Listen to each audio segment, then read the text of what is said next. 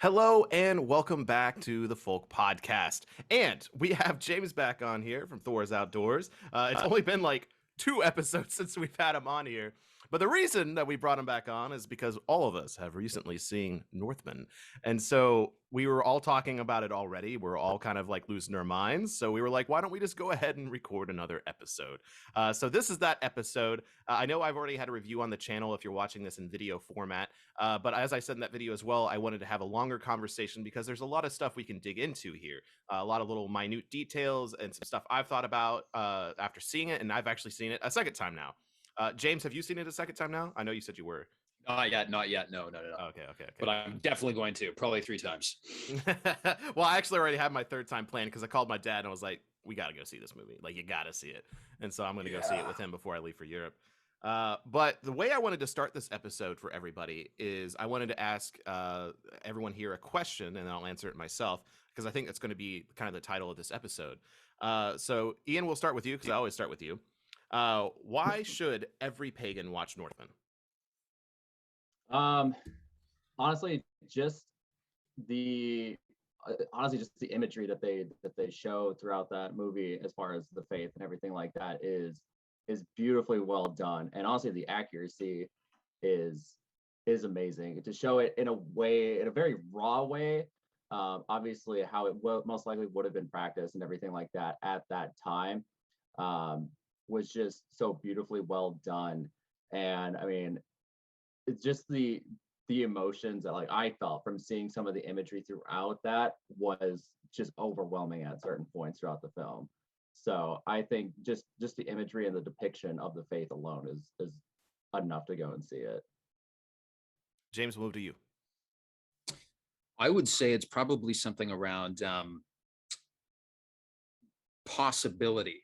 The possibility for the faith to drive humans to extreme ends to accomplish their goals. And in this film depicted, I think, the power of the faith, unlike any other film or television show that has been produced before about this era, like Vikings, The Last Kingdom, et cetera, et cetera. Just the power of the faith, including all of the ceremonies they have in the film. Are we giving away spoilers in this or no spoilers? Oh yeah, this will be 100% spoilers. Okay, everyone, this is your spoiler warning because we're talking for probably over an hour. There's clearly going to be spoilers. So That's right. So just one example is, when the king, played by Ethan Hawke, takes his son into this subterranean lair, I believe it's a temple to Odin, and they're doing some kind of magic mushroom psychedelic ceremony down there with Willem Dafoe's character. Like, wow, like that's the kind of experience that you can have in this faith. Those are the kind of ceremonies that you can do, and this show just opens up all this possibility that I never even considered in terms of the power of the faith for its motivational properties, but also just how to practice, the faith as well. Caleb? For me, it was I don't know. It kind of blew me away in the fact that a movie, like an actual production could actually. I don't know, it stirred things in me, not in like the normal sense of like, oh, there's this battle and it's badass and it's awesome. But whenever they called out the names of the gods and whenever they performed the rituals and things like that, you could feel that, or at least I could. And just for the fact alone and the care and the research that they put into it, it's very good depiction and honestly like one of the best movies I've ever seen. Like I don't say that a lot, and there's not a lot of movies that I would be willing to actually go out and buy a DVD of, but that's one of them. So my answer to this question is a little bit more like real world. If the reason every pagan should go see this movie, and I think every pagan should go see this movie multiple times, is because if you want more movies like this to be made, where movies actually have care for historical accuracy, care for source material, care for the faith, you need to spend money on them. Because what's going to happen is if this movie doesn't make its money back, other studios aren't going to want to make movies like this. And then Thor, Blood and Thunder, as I called it, like modernity and like boringness or something like that, just because like that movie is going to make millions of dollars and that movie will probably be a success. And so the more that movies like Thor, Blood and Thunder make more money, they will continue to make movies like that. So I really think it's important for, all of us to support movies like this, because whether I know some people have talked to me and they're like, I don't want to go see it because of like the really violent nature. And if you don't like violent movies, you should definitely not see this movie. But at the same time, the imagery alone, go buy a ticket just to buy a ticket. I don't know.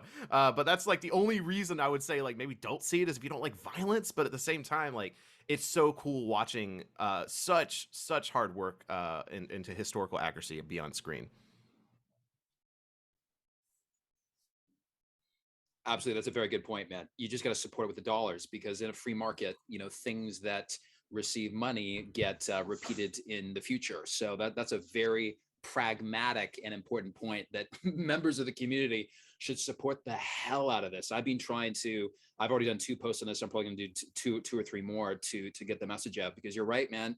It's like you got to support products like this that you want to see repeated in the marketplace for sure. Having said that, I actually did just look it up, and it's not making, a ton of money, but of all like the 4 movies that released this weekend, which was a pretty packed weekend, it's made the most money so far. So it actually beat out Nicolas Cage's movie, at least in the first 2 days. So that's pretty cool. That's awesome. That's good to know.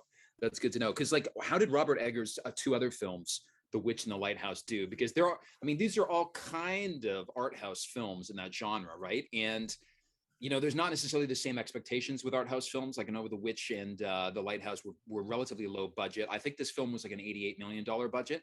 So that's, yeah, it was his biggest budget. Relatively high, biggest budget ever. So so it'll be interesting to see what happens.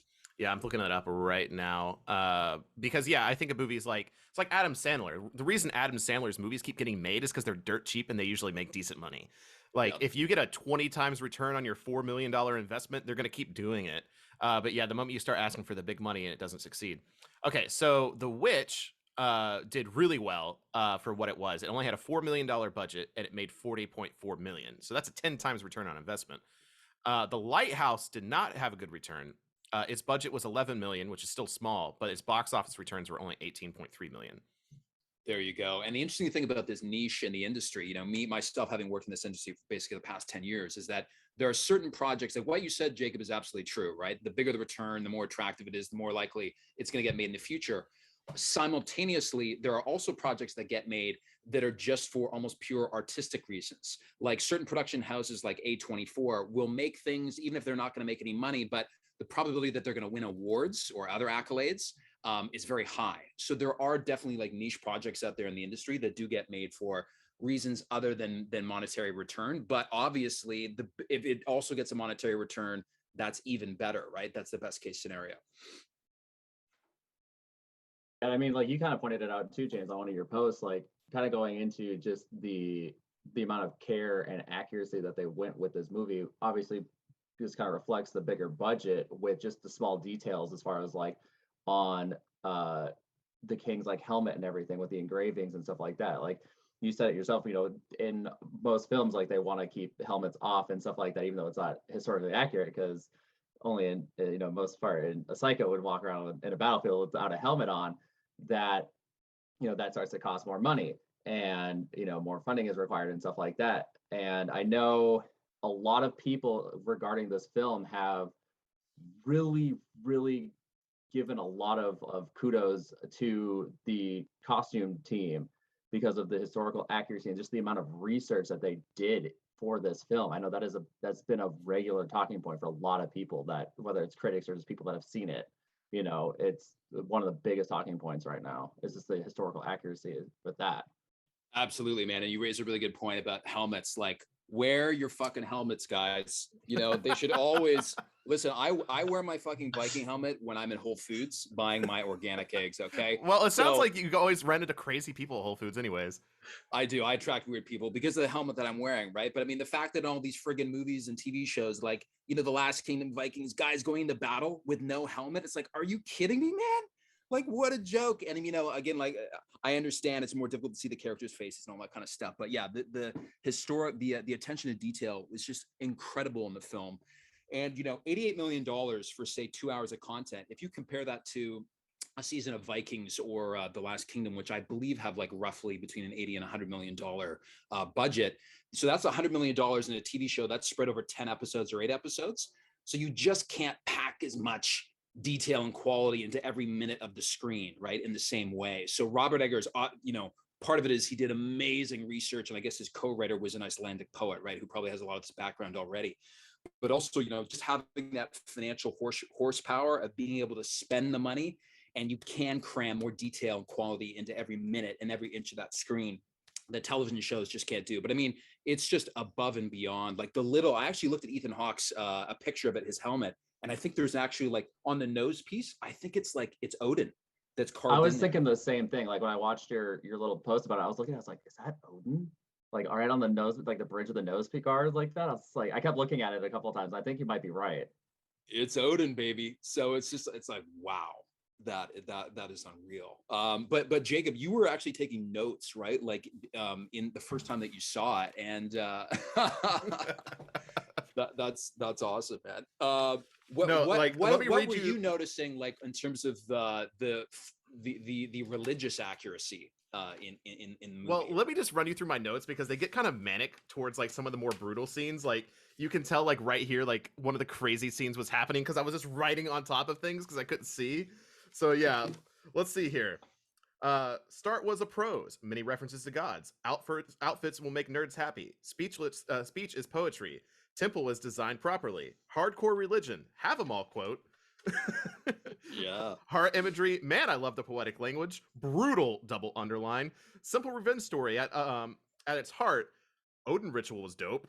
Oh my god, the Odin Ritual. Whoa, bro, what the fuck? Holy shit, Berserker scene was dope.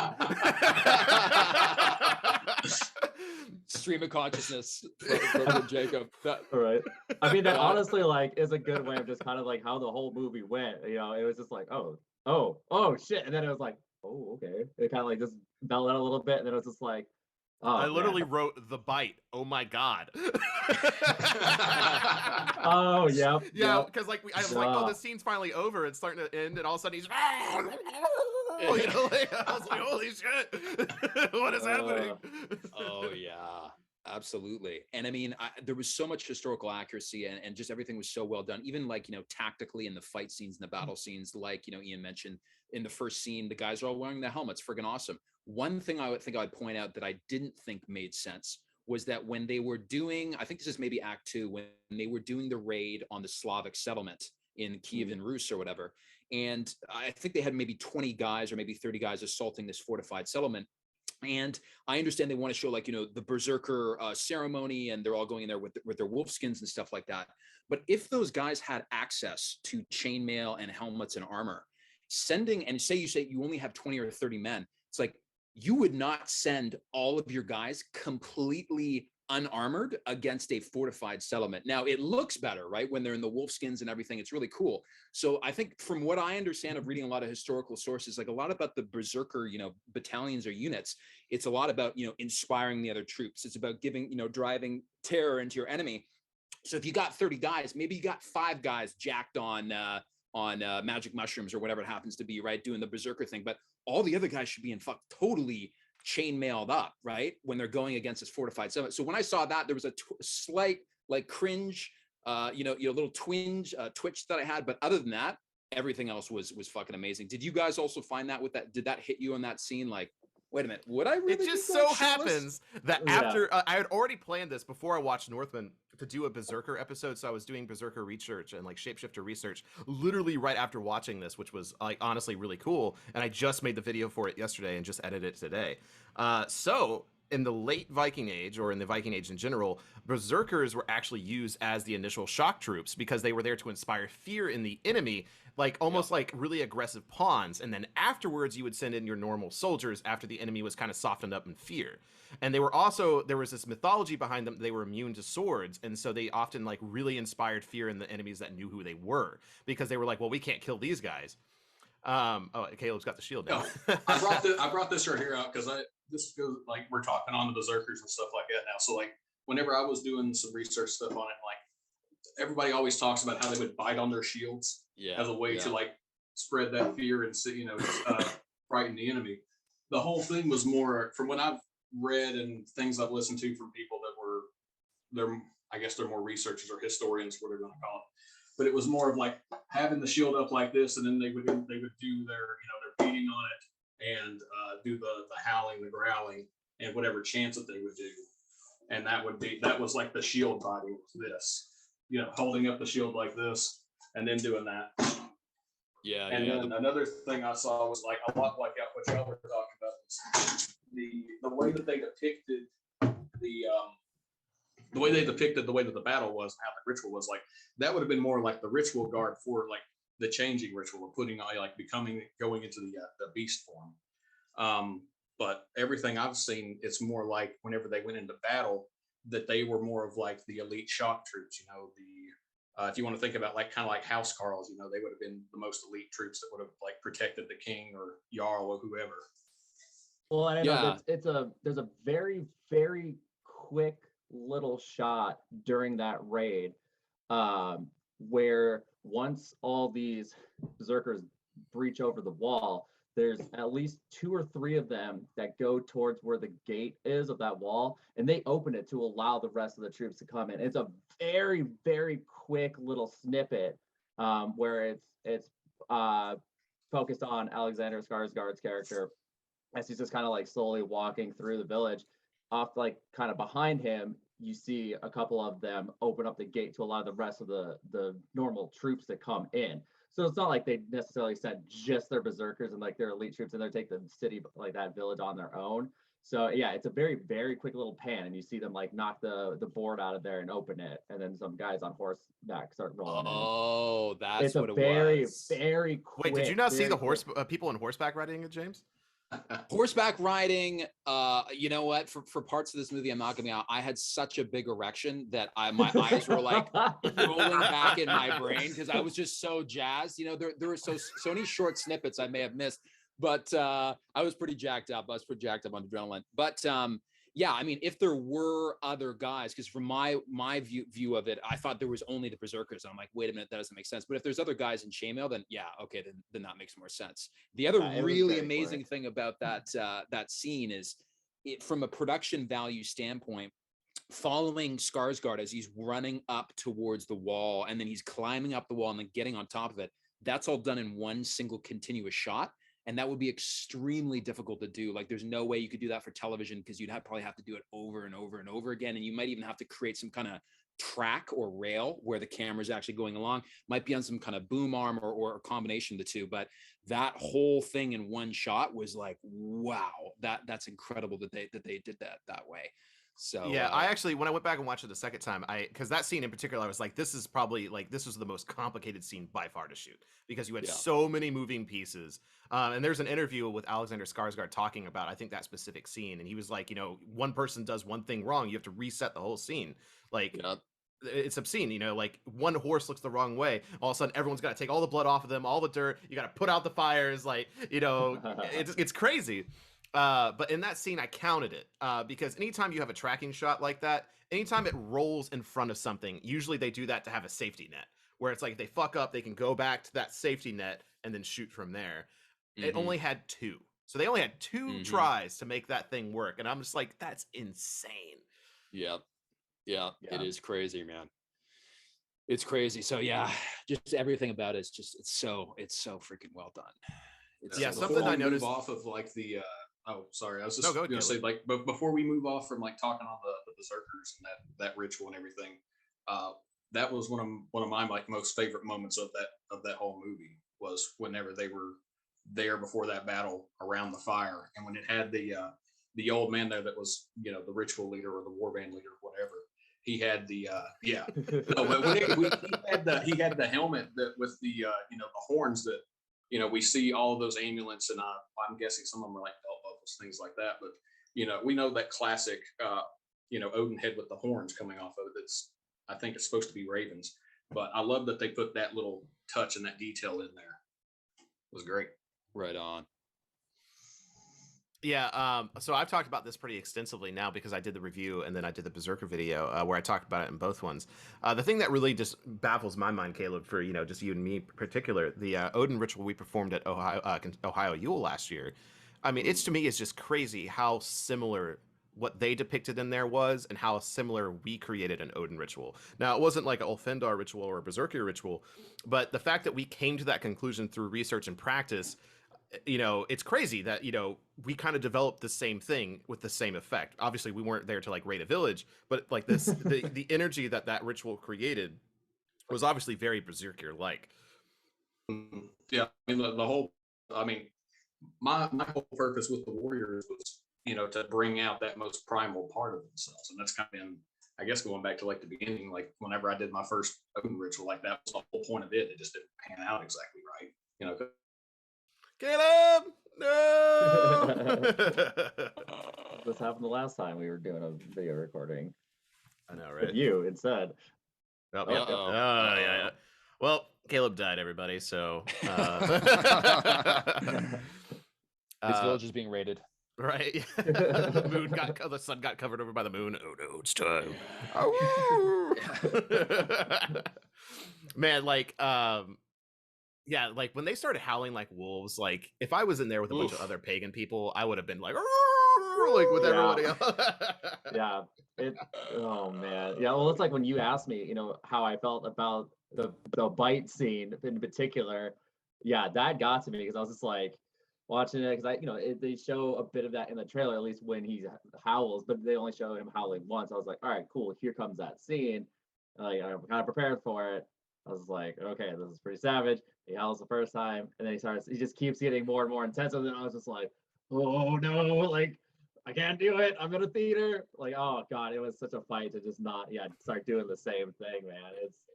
And that's the end why you don't watch trailers for movies or TV shows that you want to see. At least that's my personal philosophy. Is like, if there's a movie I know I want to see, I'm like, don't want to see anything about it because I want it to be all fresh. Do you know what I mean? Bro. And I mean, it's like, well, but I can't wait. And, you know, it's up to you. It's subjective, obviously. But for me, I just like, no trailers.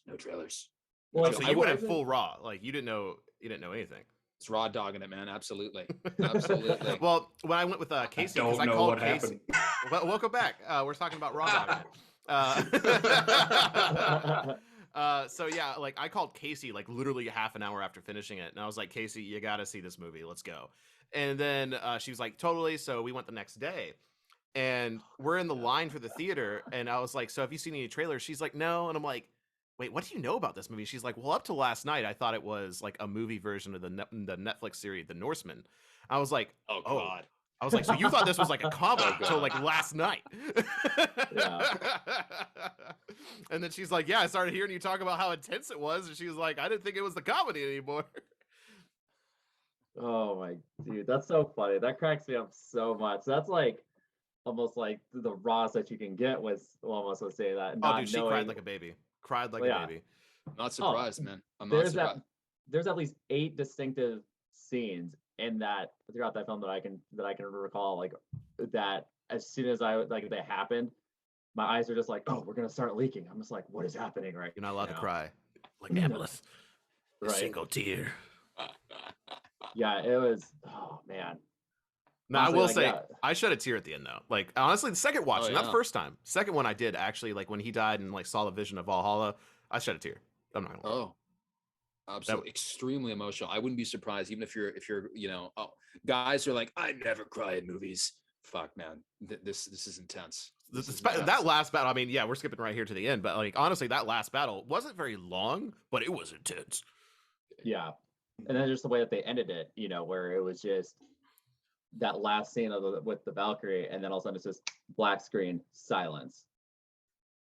You're just sitting there like, what the fuck? Yeah, yeah. You're just like, okay. Absolutely. Well, I feel like the energy and the intensity of the entire film is like really steep in the beginning, and then it's like up. Then right at the end, it's like boom, and it just takes you out. Well, I guess for people listening, they can't see that, but yeah, it drops you. It took you to the point of completion and then said no. Yeah, and you're like sitting there like. I know for me and Ian, I don't know so much. I don't know about you, James, or I don't remember asking Jacob like how you. No, we lost him again. Oh, we lost him again. Oh no. Oh no. Oh. I heard a little snippet from him. No. Oh.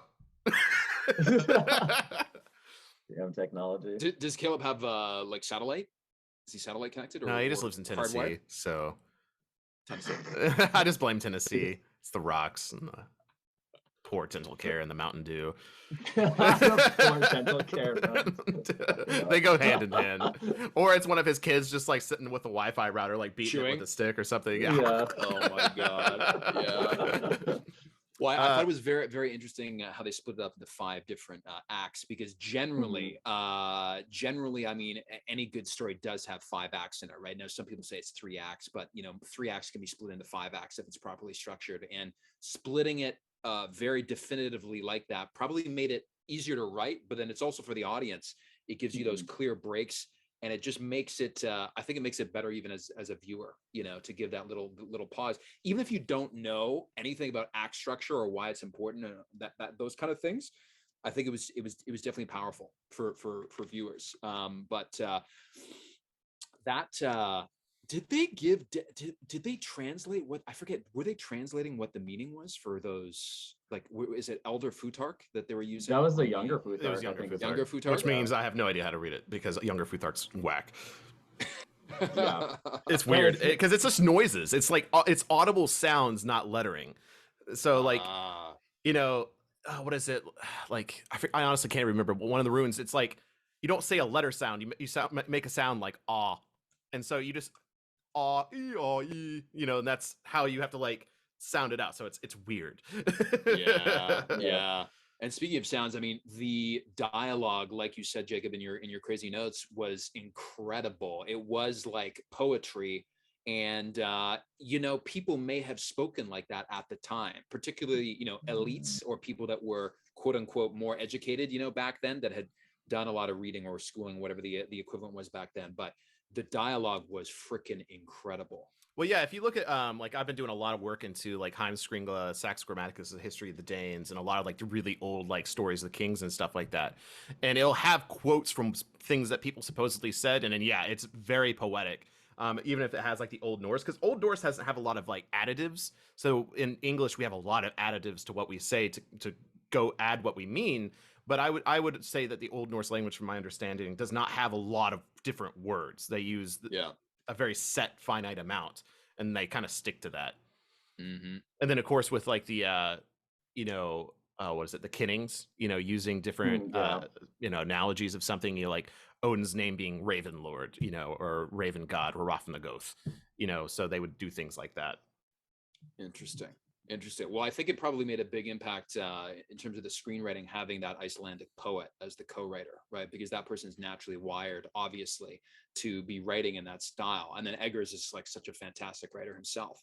So it's just like such a power team. But I don't think no matter how much research you do, like a director like Eggers, who's not necessarily familiar with the source material before, starting this project, having an Icelandic poet who probably grew up, right, learning these mythologies and studying. I think his name was Sion, or their name is Sion. I don't know. Sion. Yeah, I followed the guy on Instagram. That he seems like a super interesting character, but you just can't make up for that, right? Someone who spent their entire life immersed in the source material. So when you're writing, because they'll have some kind of like, oh yeah, well, this connects to that, and we can do this in this scene. You know what I mean? Like, if you sit down and say, well, I'm going to do really hardcore research for three or 4 months, it's not the same as being with someone who's been in it their whole life. So yeah, that was really cool. I had no idea that he was an Icelandic poet. That is news to me. So it does make a lot of sense with a lot of just the way that things were, the dialogue in particular, within very key points, that it was like poetry. Obviously some of the more like mundane conversations that characters have with each other obviously were just relatively normal, but there was some of those very key conversations where you're just like Jacob, you've said, like it have this written as a saga would be phenomenal, because that is almost how a lot of the main dialogue between characters and key points was like. So it's just, it was absolutely amazing, which makes now sense to me now, because I had no idea that they had that kind of backing with him. Caleb just texted he's out. I guess he just tried to get it and it's just not working. So he's tapping out. Yeah, which sucks. Well, James, you got to beat him briefly. What's that? Yeah. True. Well, honestly, I think he was like, for some reason he was like taking away from like the Zoom in general, because everyone was a little more laggy when he was on, and then the moment his thing kicked him off, like we all smoothed out. So I don't know what kind of things the Mountain Dew internet is doing out there, but it's doing something. So yeah, I was just looking up Sion here. And interestingly enough, he is one of the founding members of the neo-surrealist group that is stationed in Reykjavik. So, like, you know, for any of you uneducated swine, surrealists basically like Salvador Dali. Uneducated swines. I feel personally attacked on that one. Yeah. So the dichotomy between surrealism, art school student right here. Let me curl my mustache. One of the lines that I remember that really stuck out to me towards the end in terms of this like poetic prose of the dialogue was when I forget what his adversary, the antagonist says to Amleth. He's like, meet me by the, you know, lava flow at, at midnight or something like that, at the gates of hell. And then his response was not just like yes or no. He's like, at the gates of hell at midnight, meet you will I, right? Like, very Shakespearean. I'm like, that was a fucking cool way of saying like, yes, you know, like that was really, really cool. Well, even that scene in general, like when Fjolnir walks in and pauses and just looks to his left, looks to his right, and just accepts it. Like there was no emotion on his face. It was almost like he knew it was going to happen. It was like, it's almost like he had been told in a prophecy that like the son of, you know, I forget his dad's name, Amleth's dad would kill his children and his wife. And it's like, he almost just like, it's like, yep, this was fated. And what's so cool about that is that that's that philosophical notion of like fate, right? Like if your fate is predetermined, like nothing will necessarily phase you. Is that a more pragmatic way of walking through life? It's almost like a stoic way of doing it. It's like whatever gets thrown my way has meant to happen, and I'm going to accept it and just move forward, as opposed to being like when something bad happens, right? You're freaked out and you get depressed and all, and you know, like it's very interesting, the whole concept of fate throughout the entire show, the entire movie. And it was interesting that the what was his name? Fjolnir, yeah. Fjolnir, it was clear that him and his people, they worship Freyr, right? He was not an Odin worshiper, and that doesn't, you don't get like Freyr and Freya like don't come up, or at least in terms of a patron god. I think in any of the other shows, in terms of a patron god, I thought that was very interesting that they did that. I would say, you know, because again, I just did my research for Freyr too. It's like everything lined up. Honestly, I didn't plan this. I just did my research for Freyr, and he has very little written source material at the surface. So if you just do a basic search for him, you're not going to find that much. He doesn't seem like a prominent deity, but historically, we know he was one of the most prominent deities. So again, it just shows that, you know, they understood the mythology, because they could have gone with Thor. You know, they could have gone with Loki. Everyone knows Thor and Loki, but they went with Freyr. Like, so much more interesting. Yeah, and I think this was, and again, the minute detail, like on Fjolnir's banner is boars, which is a symbol of Freyr. Oh shit, I didn't even think of that. Pick up on that. Cool. And Fjolnir's name is actually within Saxo Grammaticus, as the history dames know, or in Heimskringla. It's either one of those. The son of Freyr that takes over the throne after him in Uppsala was Fjolnir.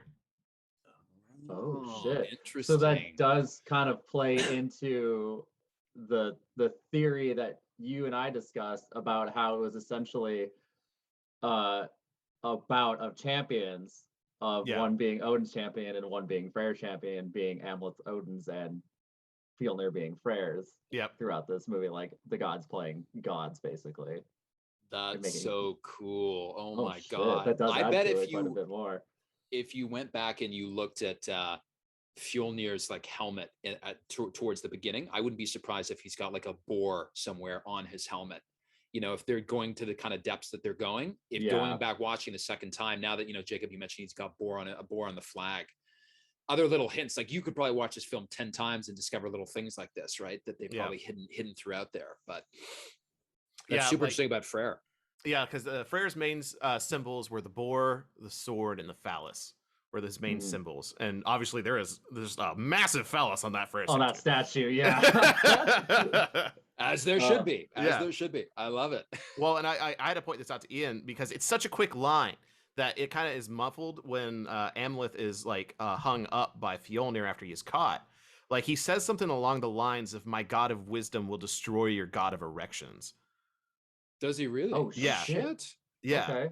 Yeah, and it's so brief because he's like splitting blood out, and he's like, my god, Odin will destroy your god of erections, and then it immediately cuts to like the next thing that was said. So it was so quick, and I was like, did he just say that? Yeah, that's so fascinating because that's something like on my first watch, I didn't pick up on it. I didn't think about it at all. The fact that like these are two instruments of the gods playing out in reality or in Midgard, right? That they're both putting their chips behind like two different racehorses almost. You know what I mean? Which we see in the stories as well, because in Grimnismal, Odin and Frigg both choose two sons to basically be their champion, and it's like a competition between the two to see who's the better king. That's so cool. That's Yeah. so cool. Yeah, you guys, after this conversation, I feel like you both are gonna be Yeah. like, well, I gotta go fucking see it. I'm going to see it right now. Oh yeah, I'm gonna Bring your go see notepads, boys. Yeah, I'm gonna go see my second time either Monday or Tuesday. So yeah, I think I might actually bring a notebook this time and see what other notes and stuff I pick up on. And, like one thing that like just for the imagery that I really loved, kind of also tying into what we're talking about with like just the idea of fate, is basically their representation of like the family tree and that family line that they depicted multiple times throughout the film. And one thing that was pointed out to me was that if you look at each person as they're on that branch, they're holding a red, like basically their own fate within one of their hands to some degree as it goes up the next line. Yeah, absolutely. What was so interesting about that family tree there is like, and also the actions of Amaleth in his life was that he was, there's this concept of deferring gratification, right? People who are able to defer gratification for longer periods of time are more successful in reality, right? Because the longer you work, right, the bigger the payoff, et cetera, et cetera. And I've heard evolutionary biologists talk about this, like the best kind of gratification delaying is when you actually delaying your gratification until the next generation, right? So like parents working really hard, saving all this money just so their so their kid can be maybe able go to university or something like that, right?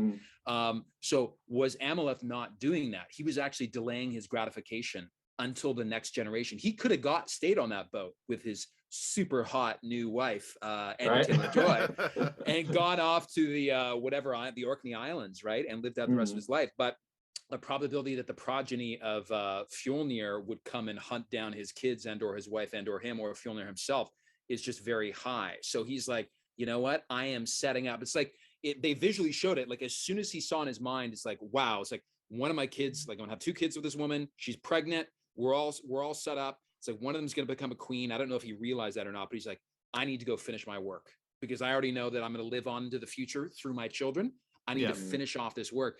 And that was so fucking interesting because from an evolutionary perspective, it is in everyone's best interest that your previous ancestors lived in that way, in that they were delaying gratification to a point that it is bestowing greater gifts upon future generations, right? I think in pragmatically, that's very difficult to do because you can't just live like a hellish life and have no, joy or anything whatsoever. Yeah. But finding that balance where, yes, I am having enough joy, but I'm also setting up my future progeny for success by delaying gratification in some way now. So that was super interesting to me, seeing the visuals of the family tree there and how Amaleth was conducting himself. He was like, I think really thinking about those multiple generations.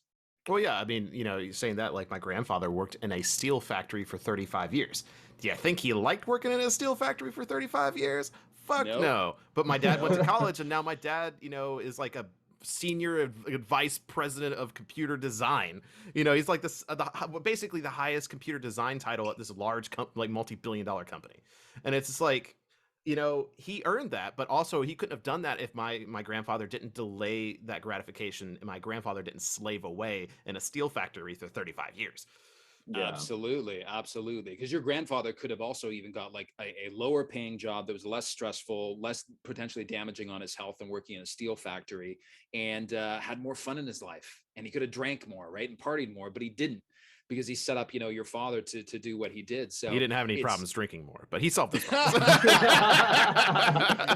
Oh my God. Yeah. But it's interesting to think about. It's like what Amaleth did. It's like, it is in your best interest, like now, again, that all of your previous ancestors behaved in that way. So should you not also behave in that way yourself? because you're going to hope that they're, you know, because it's like arguably the way that you live on forever is through your children, right? So would you not want to set them up the best that you can? Right. Well, and I mean, the whole plot of the story is, you know, a father telling his son, basically, your entire destiny is to avenge my death. You know, like establishing that from his very early age. And like you said, you know, if he didn't kill Fjolnir and his prodigy, like eventually one of his family line, they just know it's their destiny to kill Amalith's children. Because it's like, well, they killed my father. It doesn't matter the reason. It's just, this is my destiny. And I know Crawford mentions it in his like his beginning of his poetic Edda, is a lot of people in our modern age don't understand the values that were held by the Viking Age people in prior, of if, you know, someone came and killed your brother, you were oath sworn basically by life and death to go avenge that brother. Mm-hmm. Yeah. And I mean, I was questioning in my mind though, too, like the utility of that legal tool. I believe it's a legal tool, not a cultural tool, right? The Wergild or the Vergild, or however you say it, because I know it was present in certain societies and not others. This might be more of an Anglo-Saxon thing, or like a Germanic, like continental Germanic tribe thing. But like Jacob and Ian, do you guys know how the Wergild concept would work into this? Because from my understanding, it's like, you know, a tool where if you do kill someone's family, to stop that, you know, multi-generational feud from going forward, you just pay that price, right? Whatever it is, like it's a steep price, right? So you end it there, but you have to pay a big sum of money to the other family. But that prevents this kind of violence, right, from going on down in the future. Yeah, that definitely sounds like an Anglo-Saxon invention to like quell infighting. Yeah, paying with money. Yeah.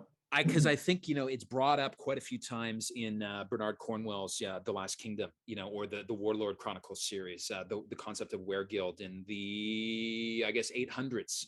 In Anglo-Saxon, you know, Britain. But that's a very pragmatic tool, again, because if every time somebody kills somebody else's brother, you've got these intergenerational feuds, I mean, that's tough for society, right? It's like, even from a pragmatic perspective of, we're reducing manpower here, folks, by having people kill each other off, right? Well, yeah, so if I was sitting here like some guy my grandfather fought in the 60s, I have to go find his children and fight and them now.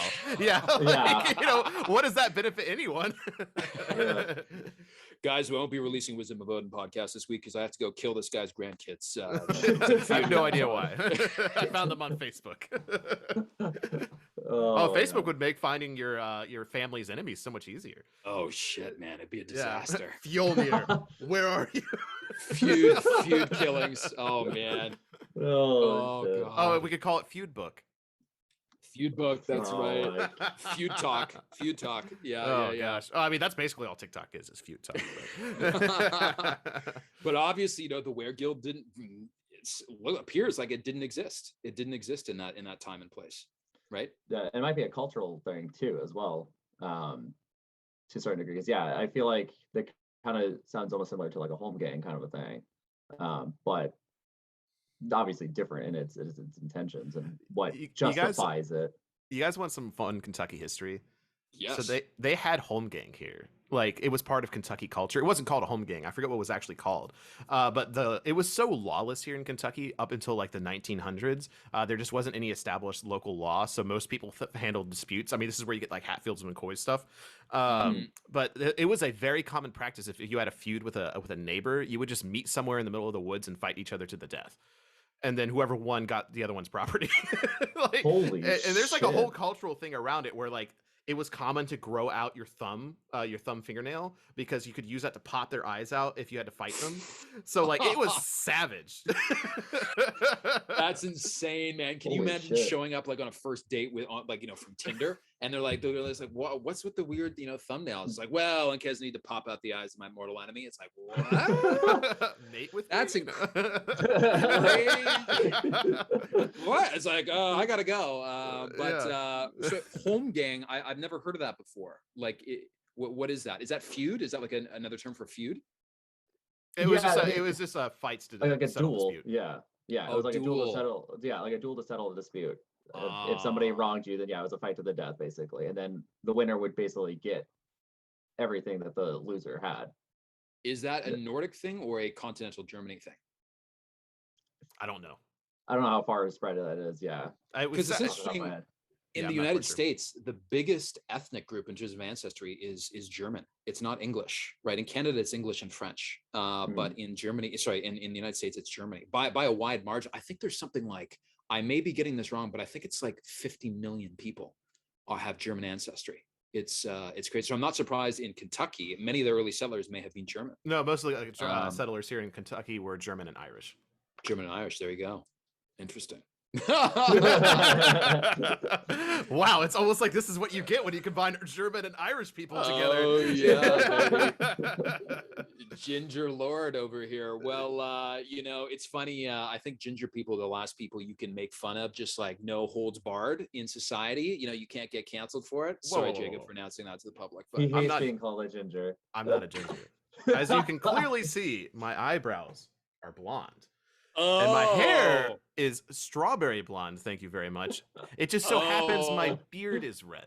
Please, man, please. You're Ron Weasley ginger through and through, man. Hey, I'll say it's a great thing. I'm like a half ginger at best. Yeah, I'm proud of it because my beard comes through red, and I'm like, fuck yeah, I'm part ginger. Yes. Well, again, whenever I travel around, you know, I'm about to travel again. That's the thing everyone points out, especially the people in Mexico. They're weirded out by that beard. You know, whoa, Mr. Firebeard, what's up, Holmes? You know, like I've literally heard that like multiple times in Mexico. Firebeard, that's awesome. That's awesome. Red. Well, I mean, Thor, right? From what we know, was a redhead, right? Except thanks, you know, Marvel for casting a blonde in the character. But it's okay, they're about to cast a woman instead. Oh my god, that's a whole other topic of conversation. I know, right? The new Thor. But yeah, this film, and thank God this is like a counterbalance to that, which is like, you know, new age, taking the myths into weird areas and doing strange things with them, and, you know, people that aren't necessarily have any connection to the source material, like Taika Waititi. Well, like I look at like Star Wars, the new Star Wars movies, and like the old Star Wars movies, and then this is a classic hero's journey. And a hero's journey is often tragic because the hero has to make sacrifices. And you see that with, you know, even Darth Vader. The story of Darth Vader is a tragic journey. The story of like Luke Skywalker is a tragic journey. But the journey of Rey Skywalker, Rey Palpatine, was not a tragic journey. She beat her destiny and basically said and chose her own destiny. Like, I'm not a Palpatine, I'm a Skywalker. Yeah. Like, no, that's not a hero's journey. That's like a selfish, like little like self-entitled person's journey. She didn't have to sacrifice anything. She like the guy, like Kylo had to die. Like what? Yeah, for sure. Well, I mean, unfortunately, I think there's a lot of ideological art being made in Hollywood now, which thankfully the Northman is not. Like you said, it's a truly mythological tale. And I think the difference is that in a mythological story, you don't straw man the counter argument to whatever your themes are, right? So if a huge theme of this movie is revenge, you have to kind of simultaneously paint the picture of, well, what's the counter argument to like revenge is good, right? And I think one of those is when he's diving off that boat and his wife, beautiful, gorgeous wife, who I would totally accept as my wife. Just putting feelers out there. And Taylor Joy, in case you're listening. Yeah.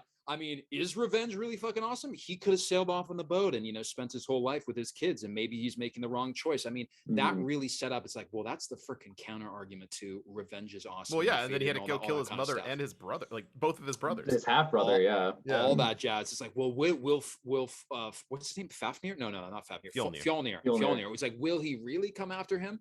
But I think so. That's what makes it a mythological tale, and why I think it's appealing to a huge audience, because whatever you believe in, right? If you believe in revenge or if you believe in forgiveness, there's both arguments there for you. And you know that this story is an accurate model of both human nature and reality, right? So you can actually learn something from this. But something that is not a mythological story, that is ideological, is you're only painting one half of the picture. And a lot of stuff being made by Netflix and Hollywood, including like the Star Wars films partially for reasons that you outlined there, Jacob, it just paints one side of the picture that supports your ideological viewpoint of the world. But for half the audience or more that doesn't have that ideological viewpoint, they're like, this isn't an accurate model of human reality, of human behavior. I'm not going to watch this because I'm not going to learn anything about human nature from it. Right. And so what that makes that is it's propaganda.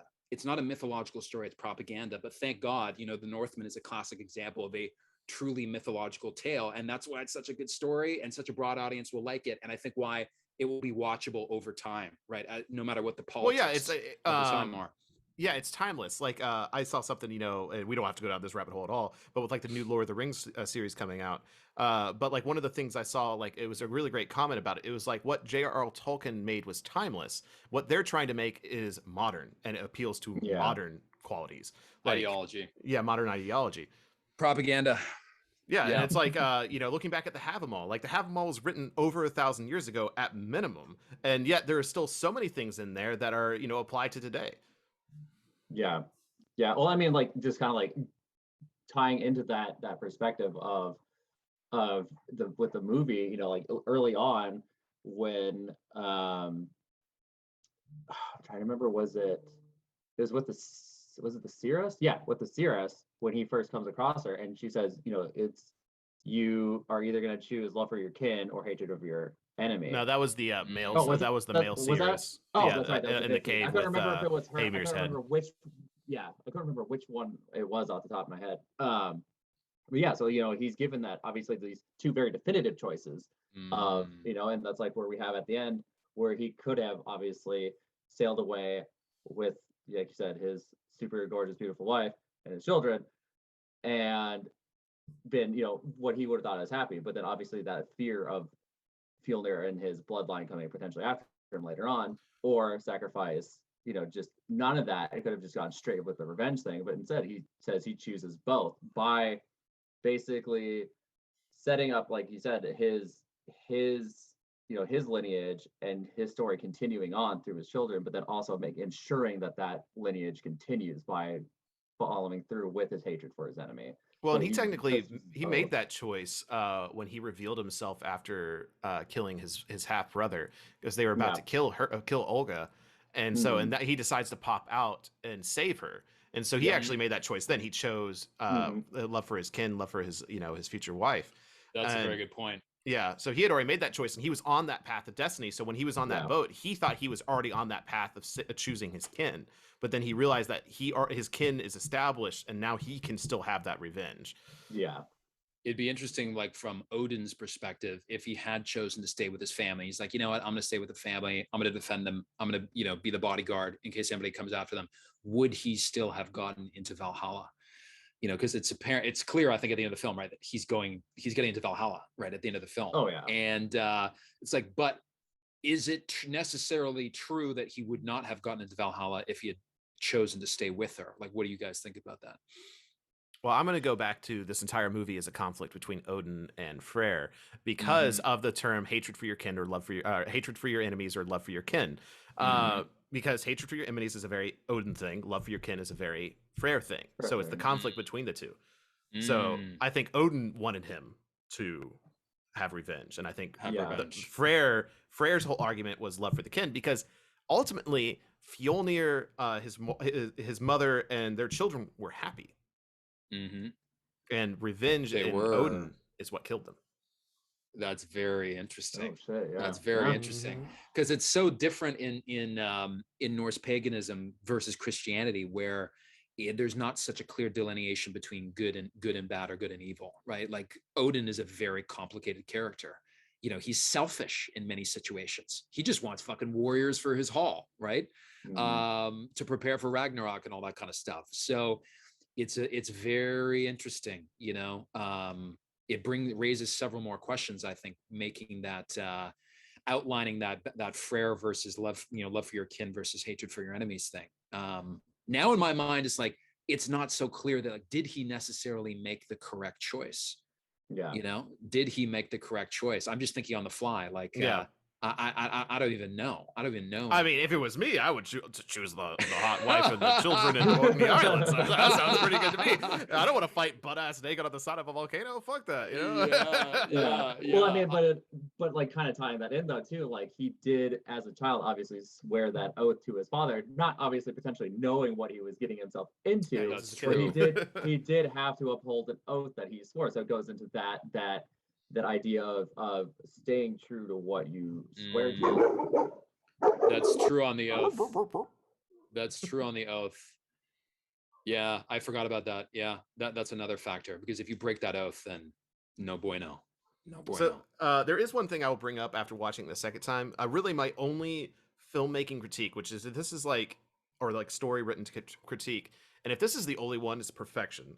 But when they decide they're going to run away and they just magically show up on the shore when there's a boat there ready to take them away, like that was, you know, for me, that was clearly written as plot convenience. They had no real explanation of why that boat was there at that specific time during that specific day, and why they were accepted onto that boat. I thought that they did, though, man, because in my mind, the shipmaster was saying that, like, we're picking up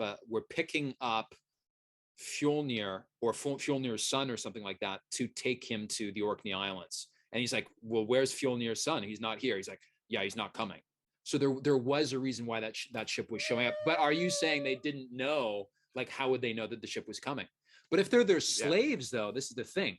If they were the slaves in the community, they could have well known that ship was coming. We were given no real allusions to why that boat was there, and that's my thing. Like, everything else in the movie had backing. Like, even like when, you know, he kissed the wound, saw the tree, like the tree with the family line was referenced several times, even in the background, because there was a tapestry that had that tree with the family line on it. And so, like, when a movie is so tight knit to me, and so and everything references each other, again, it's things like that I'm like, where did this boat come from? Yeah. I can see that. I guess I can see that. I mean, it didn't trigger anything for me. I don't think anyone else, like, that is a very pretentious observation for me. Well, the other thing you have to realize, it could have been in the original script, but the way that the editing was done, which in a project like this, from my understanding, Eggers has said something about how he didn't have 100% editorial control over it because the budget was so large. He said some of the editing was done for entertainment purposes, and he didn't get to fully, like, have a full artistic contrul. So it may have, like, Jacob, that one loose end in your mind may have been actually tied up. Blame, you know, the editor. I see how it is. You know, so much of the time, right? Like, the script, everything in the script does not necessarily end up on the screen, you know, for various reasons. But again, I mean, if that was the only problem for you in the film, holy shit, man. That's right. A good problem if that's the one loose thread to have on a fucking, like, perfectly woven shirt or whatever, like tapestry. Tapestry. Yeah. And that was cool, actually, that one scene where actually the two slaves, I think, were they bringing in a tapestry? Was it to the temple in the new Icelandic settlement or something? No, it was just in their hof, like in their main hall. In the main hall. That was very interesting. Also to see, like, I want to see the next time I watch it, like, what is on that tapestry, because there might be some hidden you know, imagery in there. Well, I'm assuming you've seen this Midsummer, right? Obviously, different director. You have not seen Midsummer? You should watch Midsummer. You should watch it once. Really? You never have to watch it again after that, because it's a really long suspense film. But that movie is perfection when it comes to alluding to future events. Like, literally at dinner scenes, they will have murals in the background that are out of focus that literally reference things that happen later in the movie.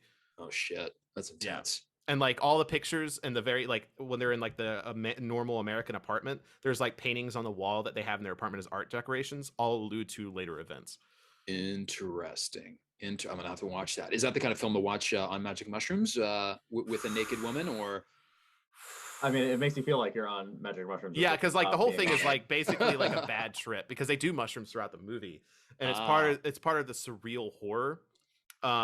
Is the fact that they're tripping a lot of the time, and so they see a lot of trippy stuff. I mean, you could trip on it, but, like, good luck. There's no need. Yeah, there's no need.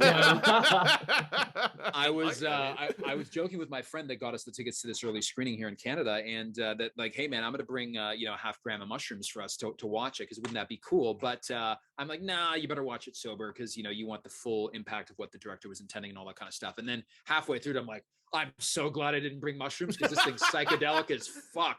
Like, there's absolutely no need for mushrooms whatsoever while watching that film, because it's so freaking psychedelic. That's one of the other themes, you know, throughout the show is I know the very first kind of, like, I guess it was an Odin ritual that they're doing with Willem Dafoe's character, the court jester Seer or whatever, in the original Kingdom.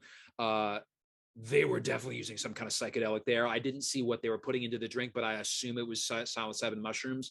And I'm very curious. Would it be Amarita muscat. There's so many different kind of mushrooms, but when they essentially poison the soldiers in Fjolnir's new settlement, and they're having a very bad, that did not look like a psilocybin trip, nor did the mushroom she have, Anya Taylor-Joy's character in her hand, that did not look like a psilocybin mushroom either. And there's so many different mushrooms you can take, right, for recreational purposes, and some of them give you just pure terror in terms of the trips. So that was well, she put like 6 of them motherfuckers in there. Like, yeah, she did not hold back. Yeah, for sure. But I mean, like all the psychedelic theme, like throughout the show, was incredible, especially in the religious portions of it. To connect with the gods more strongly, it was very, very interesting. And I'm going to take the second time going. I'm going to take my father, because my father has never seen any Viking related stuff, right? And so for my Thor's Outdoors, camping and bushcraft show, he's like, James, son, I don't like you doing magic mushrooms. That's a dirty drug, son. Like, don't do that. I'm like, no, father, you don't understand. Like, this is Thor's Outdoors, right? This is like pagan, Nordic stuff. It's like, you got to do it. It's part of the culture. And he's like, no, it's not. That's bullshit. So one of the reasons I want to take him is like, you see, father? All I will say is we have been able to achieve a lot without mushrooms, James. Like, oh, no doubt. We'll have our gathering in Canada. We'll do it no mushrooms at first for you, and we'll show you what we can do. Oh no doubt. Well, it's like watching the movie, right? You don't need mushrooms at all. But I think it's very interesting that in a lot of the religious, situations, they are using these aids, because it just heightens the experience even further, right? It's like, it's not required, but it can heighten things. And even for, people that are maybe 50-50 in terms of believer or unbeliever, or someone who's able to connect or not able to connect to the gods, it could be that little push, even if it's a small dosage, right? To get them into that mind state. It's taken me like 3 years of meditation and trance work to get to the point where I can easily get into like a spiritual trance without any form of like psychedelic. And I haven't used that too much, but like the Ohio gathering we just had, like we were doing like a kind of an intense ritual. It was the Ulfindar ritual, and I was going to be there as kind of just like almost like a medium to kind of transcribe things that would happen. And so I just kind of went into a meditative like trance.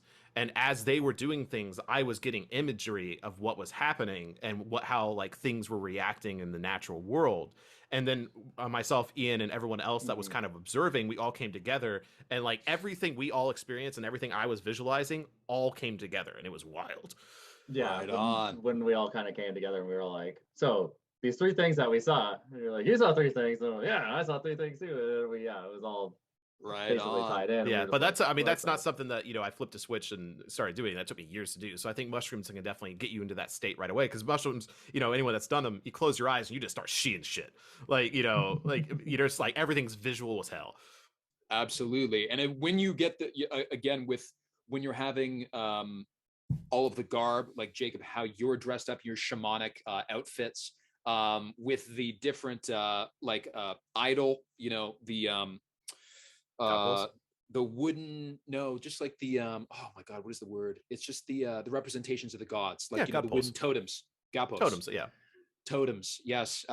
Those kind of things, when you have them, I feel like you have the mushrooms and then you've got these visual indicators, it's going to direct your visualizations as well, right, to in certain directions. Well, yeah, as opposed to not having anything at all. Well, and part of my any shamanic ritual I do is I have several things that assist me in the journey, and I basically call attention to those to each person in the audience that is there with us. So it's like, this is why I have this thing, this is why I have this thing, this is why I wear this thing, so they understand the different elements that are in play, because they all assist in some different way. Right on. And I think another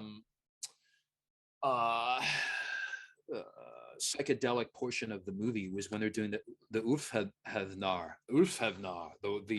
the Berserker ceremony, right, early on, like in the second act, right? Because they're doing that, they're giving some kind of potion to the participants in that, are they not? I don't think you visually see it.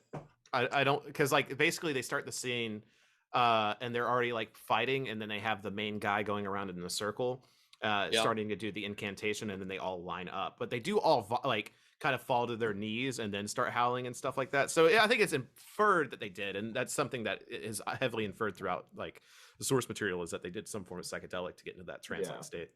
Yeah, and I remember hearing, I think it was a chemist or something, like a paleochemist talking about how it may have been henbane that they were giving berserkers and not mushroom, because again, mushrooms is like, you don't want to go out and kill people when you're on mushrooms, but henbane, you definitely aggressive. Hey, I love you, man. Yeah, and then he just slits your throat. Oh, I'm gonna that- that fucking didn't eat work your out. neck now, bro.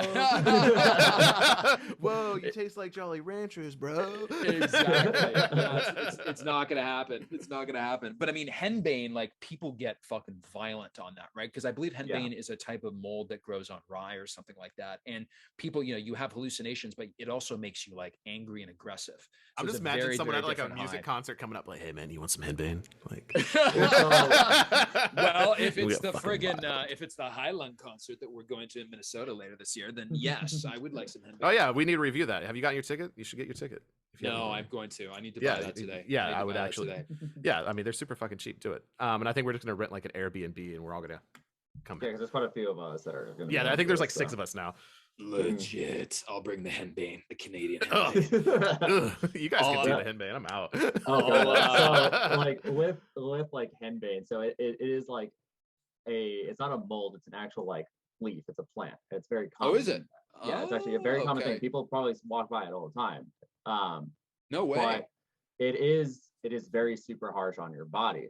Mhm.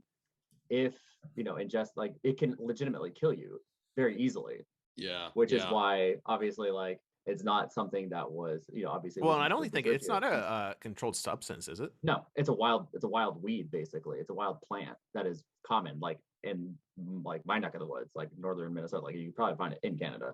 Yeah, But it's not illegal until the high lung Minnesota riot of 2022 that we caused after having henbane. but yeah, But, like what it does, like after when you use it, like it does basically heighten your aggression level and gives you almost like it makes your body numb to a lot of things. So it cuts off a lot of. I mean, that would make sense for like their immunity to swords. Exactly. And stuff Then like that. it cuts off a lot of your pain receptors and stuff like that. But the side effect is, and they actually demonstrated pretty well in the movie, is the level of exhaustion. Like you become basically catatonic for multiple days potentially afterwards. Like, yeah. So Ugh, because you apparently it loosens the digestive tract too, so you probably shit your brains out. probably. That's a plus.